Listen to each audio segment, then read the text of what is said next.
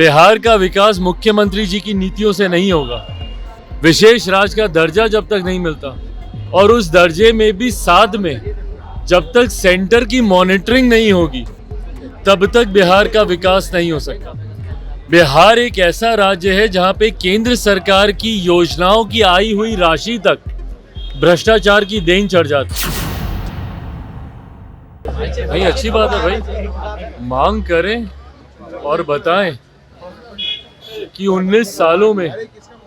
मुख्यमंत्री नीतीश कुमार जी की नीतियों में क्या क्या कमियां रही, अपनी विफलताओं का ब्यौरा वो केंद्र सरकार के समक्ष रखें और ये ब्यौरा रखते हुए वो इस बात की मांग करें कि बिहार को विशेष राज्य का दर्जा मिलना चाहिए। भाई देखिए, हम लोग पूर्णतः इस बात के समर्थन में है कि बिहार को विशेष राज्य का दर्जा मिलना चाहिए, पर जब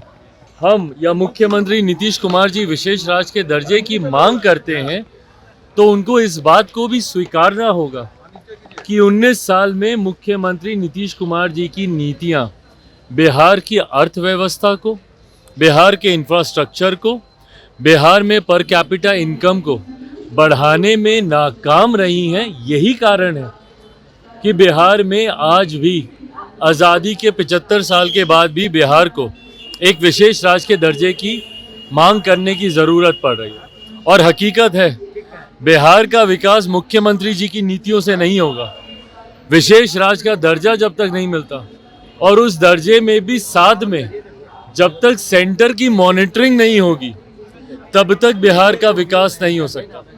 बिहार एक ऐसा राज्य है जहां पे केंद्र सरकार की योजनाओं की आई हुई राशि तक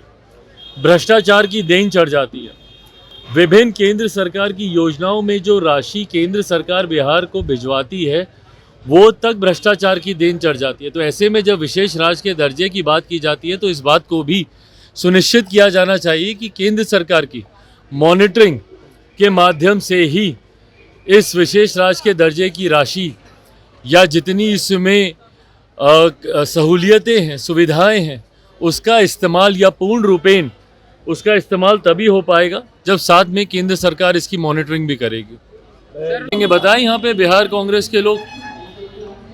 ये लोग जो बहुत विकास की बातें करते हैं, ईमानदारी की बातें करते हैं, हाथ कंगन को आरसी क्या, ये तो सामने सामने की बात है ना, इसको तो झुटलाया नहीं जा सकता। ये लोग जो बोलते हैं कि इन लोगों के पास तो कोई काम ही नहीं है,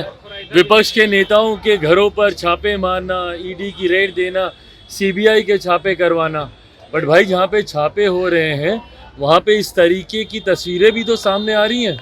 जहाँ पे अलमारियाँ नकदी से भरी पड़ी हैं, जिसको संभवतः गिनने में दिनों लग गए हैं। अभी तक भी इसकी काउंटिंग चली रही है। आखिरी जानकारी जो मिली थी 290 करोड़ के आसपास की नकदी बरामद हुई थी और अभी भी कई बैग्स बाकी हैं। तो ऐसे में बताएं कांग्रेस के नेताओं को इन बातों का जवाब देना ज़रूरी है। ये लोग जो बात बात पे विक्टिम कार्ड खेलते हैं कि हम ही लोगों के साथ ऐसा, हम ही लोगों के साथ ऐसा, भाई इसीलिए क्योंकि ये तस्वीरें सामने आ रही हैं। बताएं कांग्रेस के नेता कि भाई ये तस्वीरों को क्या वो झुटला सकते हैं। जवाब कांग्रेस के नेताओं को देना होगा और बिहार कांग्रेस को इस बात का भी जवाब देना होगा कि जब नए मुख्यमंत्री जो इनके तेलंगाना के बने हैं और वो बिहारियों के डीएनए पे सवाल उठाते हैं, इन तमाम बातों का जवाब देना बिहार कांग्रेस, क्या वो इनको स्वीकार करती है? राहुल जी जब भारत जोड़ो यात्रा पर निकलते हैं और संभवतः चर्चा हो रही है कि दूसरा चरण होगा, दूसरा चरण ईस्ट टू वेस्ट या वेस्ट टू ईस्ट होगा, संभवतः इस बार वो बिहार भी आएंगे। तो जब वो बिहार अगर वो आएंगे तो क्या वो इस बात से सहमत है कि जब तेलंगाना के डीएनए को